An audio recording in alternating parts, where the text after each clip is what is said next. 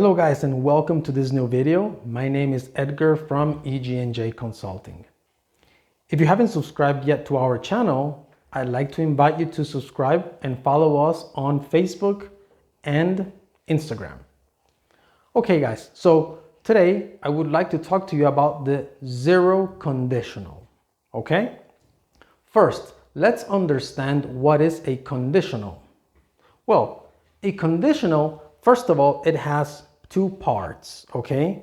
These two parts are called clauses, okay? So we have the if clause and we have the main clause, okay?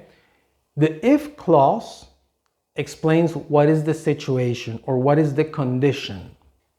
And then the main clause refers to the possible result or the outcome of this condition. Okay, now we have four conditionals. We have the zero conditional, the first conditional, the second conditional, and the third conditional. Today, we will talk about the zero conditional. Okay, so basically the zero conditional talks about situations that will always have the same result, okay? The result will always be the same. So this will be true always, okay? So for this case, the grammar is very important, okay? So this is what we're going to do. For the if clause, we're going to use if plus the present simple form. And then in the main clause, the one that refers to the outcome or the result, we're going to use also the present simple. Okay, so let me give you a few examples. For example, we could say, if it rains, I get wet. Okay, so this means that if I go out under the rain, I will get wet always.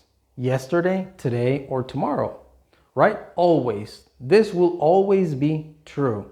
So this is why we use the present simple on both structures or on both clauses, okay?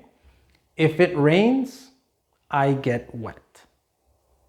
Let me give you another example. If I am hungry, I eat, okay?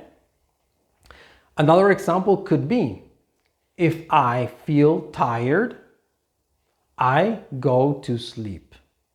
Okay, so as you can see, it is very simple, guys, okay? Conditionals usually are explained in a complicated way, so we sometimes believe or think that they are complicated, but in reality, they are quite simple. We just need to keep in mind the structure and the situations when it is correct to use them, okay? So remember guys, the zero conditional, it is used for situations that will always be the same in the past, in the present, in the future, always. And we use on both clauses the present simple, okay? Perfect guys.